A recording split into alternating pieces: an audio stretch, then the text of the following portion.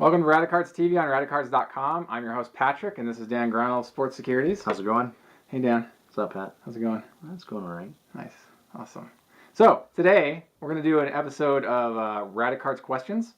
And Dan, I'm going to ask you, well, we're going to pose 3 questions, and then we're going to talk about them each for 5 minutes, which I will actually time because it's nice to just chunk this along as we go here. So let me set up the timer.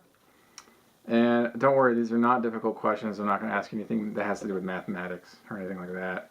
Well, I don't know if you're concerned or whatever. I can rock those math questions. Question number 1. Considering where the hobby was at the time, did Donruss miss the mark with its 1992 release? Now think about this for a minute. So, 92 release. I got to think back and remember what it looks like. It was the first time that Donruss didn't use its classic cardboard. It was white cardboard. You know, now the reason why I pose this question is because think about where the hobby was in 91, right? We had 89 Upper Deck, huge milestone in the hobby. Yeah. 1990 Leaf, great follow-up to the hobby. High quality, high premium stock cards, great rookie cards, awesome roster. 91 Stadium Club came out, blew the socks off of a lot of other companies with high quality photos, borderless, high gloss, flat gold foil, right? So Studio came out that same year, beautiful cards with the maroon border and the black and white shots. The studio shots. Studio was great. You know, so Donruss Elite was already on the market at this point, and granted, we're now 2 years in, a year past that, and from 91, now we're in 92 Donruss, and all these new technologies are coming into play in 91, 89 through 91, and Donruss produces something that kind of mimics something from the Junk Wax era, which it is Junk Wax, but it's not Stadium Club, Leaf, or Upper Deck. But like if you like compare it to like the 91 tops, it was still better. Truly. Yeah. Yeah. So I don't know. I think the introduction of Stadium Club and Leaf and Fleer Ultra just kind of killed the base sets, and I think it just redefined cards. And it was 92 Donruss. 92 Donruss. Yeah, I think it just kind of was a dinosaur. And when it came out. When it came out. Already. So what do you think Donruss could have done to move things along forward? Because it wasn't until 2 years later that they finally said, you know what, we're going to start using high glossy photos, gold foil. 94 was that year. 93 was another year of Donruss where it was very similar to the 92 release. White border, white card stock, similar quality of appearance. And then so you have yet another time in 93 where Donruss was still kind of hadn't yet blossomed into that 90s era yet. So tell me about what you think Donruss could have done to move that along. Granted, we could say like, well, they could have done all the things the Stadium Club was doing a year prior. Yeah. I don't know. That's a really tough question because I don't know if they could have done anything. I mean, I think the nature of the set, it was just inherent going to be a failure because everyone had moved past that simple set, that simple design. I mean, I guess they could have maybe, introduced short printed, inserts. Well, there was Donruss Elite. That was inserted into 92 Donruss products, Series 1 and Series 2. Yeah, so that was still heavily chased. In fact, the Cal Ripken card was autographed in that, and that was heavily chased for that reason. I was a buyer of many boxes of 92 Donruss that year. Did you get any? Never got an Elite, ever. So maybe the rareness of the cards just made it impossible. I mean, you bust cases of the stuff and get one, right? Well, yeah, but that's the intrigue. That's the allure of we have a product that's not the best on the market, but there's a chance of getting something in the product that is in fact the best on the market, right? Yeah, but because it's so far and few between, you end up with just hordes of trash. Well, I get that totally, but I also understand that when you finally do pull an Elite, you still have hordes of trash. You do have hordes, but you have this amazing card that everybody knows. A, it's a star player because Donruss Elite is known to feature exclusively star super powerhouse talent every single card, and B, it's a card that you were specifically looking for opening all the packs previous to that pull. And so you know that you highly respect that card. Like, I finally got an Elite. 91, Donruss is a perfect example of that because people are still breaking those boxes in search of those Elites. Right. 92 is still in that way, in that place.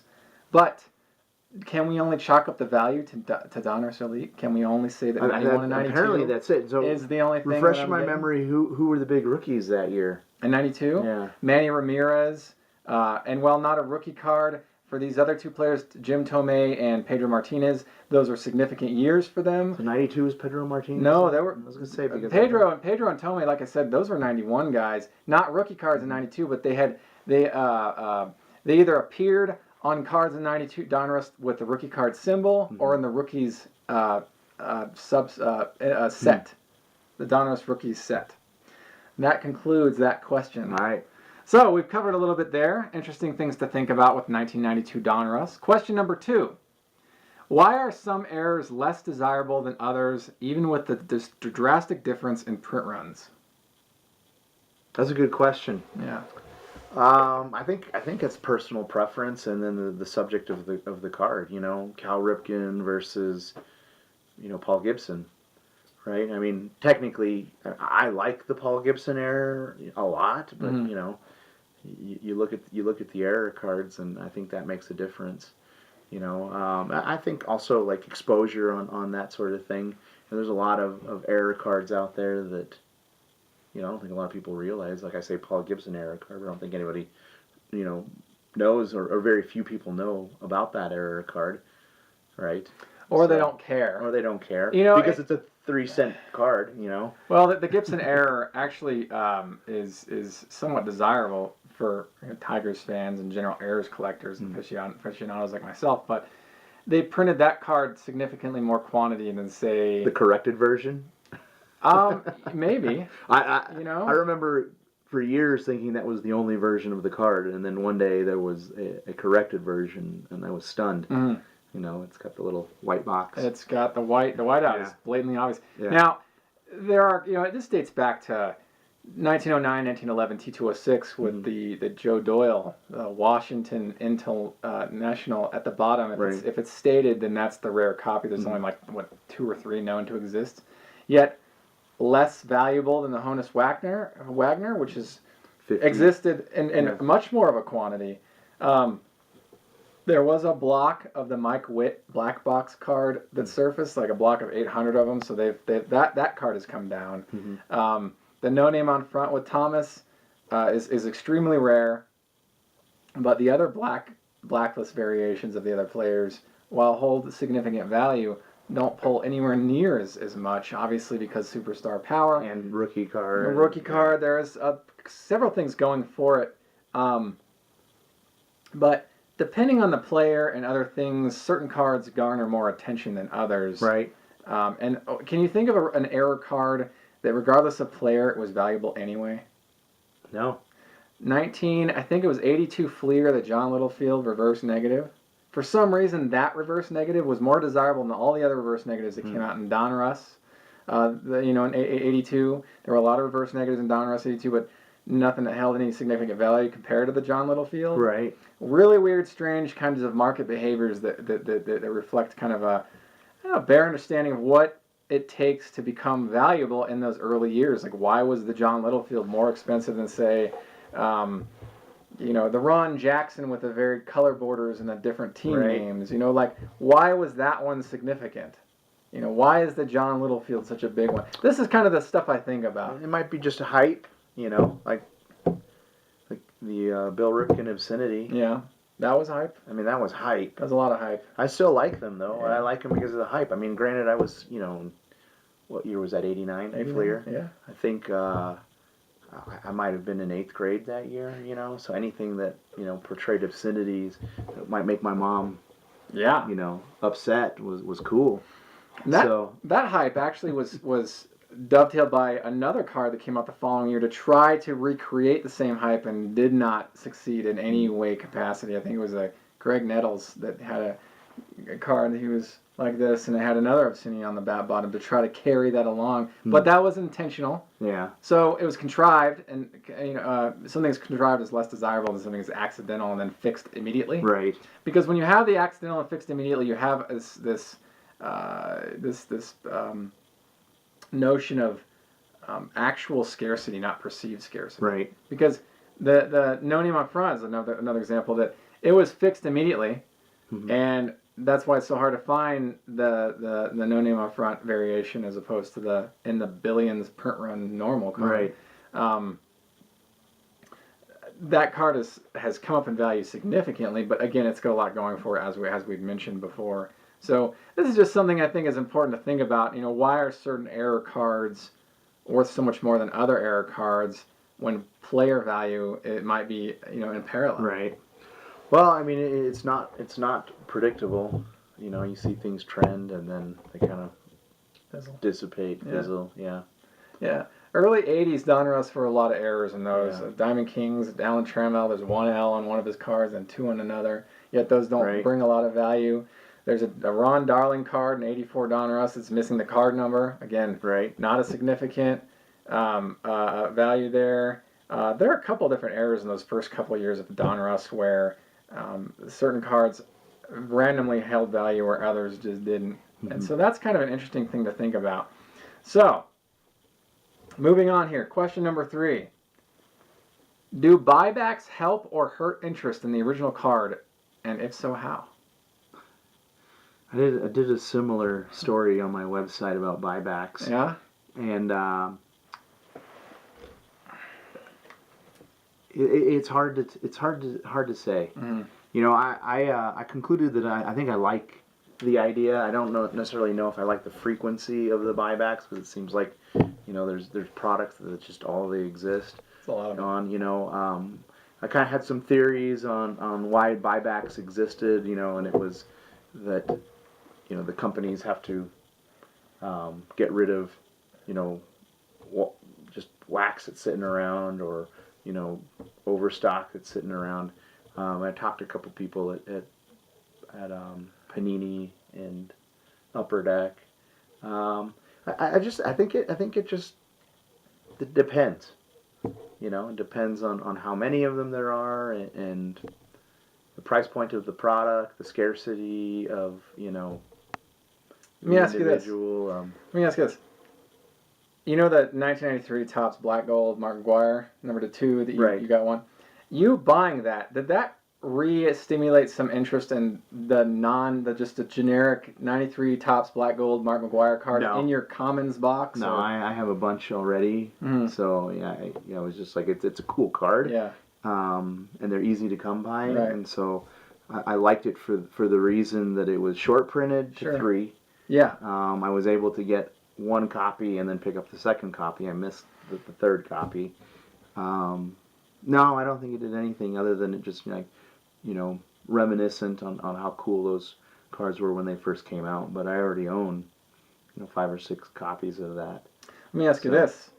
If that same card was then printed again as a buyback 2 more years in a row after this year, or last year now, because it was 2016. Right. Topps Archive Signature Series. So you think 2017 they do the same thing? 17, 18 they do the same thing. They did this for Thomas, by the way. 15, 16 they did 95 Bazooka both years. One of ones. Yeah. And so if Topps decides to use 93 Topps Gold, Black Gold rather, Mark McGwire, now numbered to a different print run and releases it again in 2017 and then again in 2018, will that excite you or more annoy you?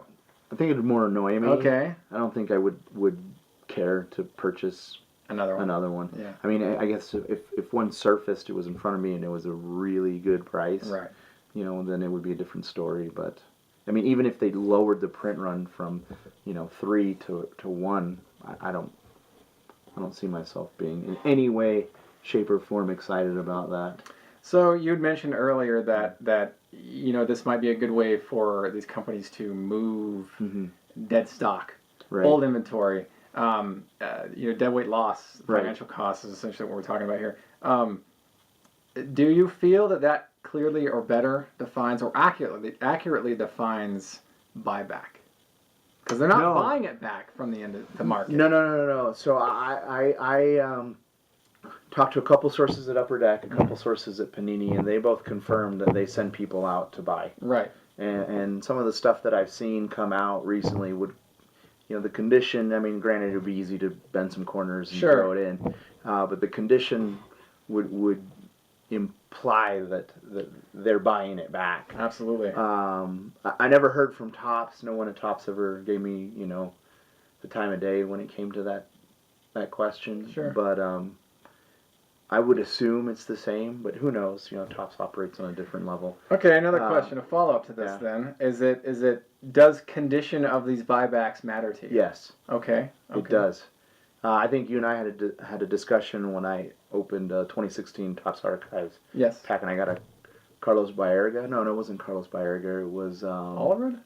No, there was an Allred one of one. Howard Johnson. No, that was 2015. Okay. Kind of lose track. Harold Baines? Yeah. No. But these are the kinds of guys that are in this product. Whoever it was hugely OC. I mean, it was bad from top to bottom, and we're talking, probably a 30-cent card, right? And the print runs on them, I believe, were 35.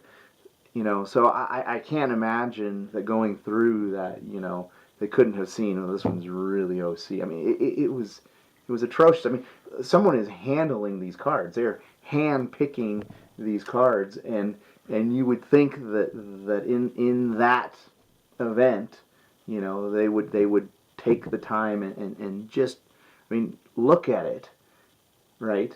Well, we can't assume that they're going to use the same discretion as you or I. No, and I understand that, but they are obviously in the industry.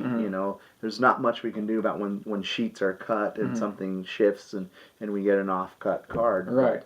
But, when you are hand picking 35 cards, you would think that either you have created that caveat and say, hey, whoever I'm buying this from, pick the best ones, right? And let's try and keep them somewhat centered. Or but then again, there are those lots on eBay. I just recently saw one, a 900 count lot of 1991 Upper Deck Joe Carter. Right. Great firewood. Yeah. But you can't be a chooser when you're being a beggar for a block of cards, right? Like, right, I'm not gonna say, hey, can you go through every single one and pull out the best 10? Like, that guy's not going to go through 900 cards and pull out the best Joe Carters. No, but you're gonna look. You're gonna look and see. That's like true. You're gonna look and see. Okay, I mean, I do that. I sell. Those those Beckett, cover. Oh yeah. Chris Bryant cards. Yeah. They're horribly cut. Totally. Right, and I went through and I had 25 of them, and the worst cut ones I didn't include in my eBay sales. Right? And as I sell them, I look through and send the nicer copies, in my opinion, to the buyer. Granted, at some point I'm going to have to send everything out. Sure. But that's a hurdle later on down the road. But the ones that were really bad, I didn't even include them. And just sleeve them, throw them in the dollar box or the $2 box. You could list them as separate auctions and photos and be like, look, these are OC. Let the auction ride. They're not going to command what the better centered ones are, and so I get a little frustrated, in a buyback product that is a high-end product that they're encasing and they put, cards that are hugely cut. Centered. Yeah, incorrectly. Hugely cut incorrectly. And that one's bad, and it's a cool card. Like, that's the sad thing. It's a really cool card. It's encased. It's got the seal over it. The only thing about it that just rocked me was the miscut. And I'm like, for what I paid, I expected more. Sure, I get that. Absolutely. So that concludes this episode of Radicards Questions. Thank you, Dan. Sure thing. Did you learn a lot? Oh, tons. So much. Thank you for watching another episode of Radicards TV on Radicards.com. I'm your host, Patrick. Until next time, enjoy collecting. Take care. If you like this video, please subscribe. Enjoy collecting. Thank you.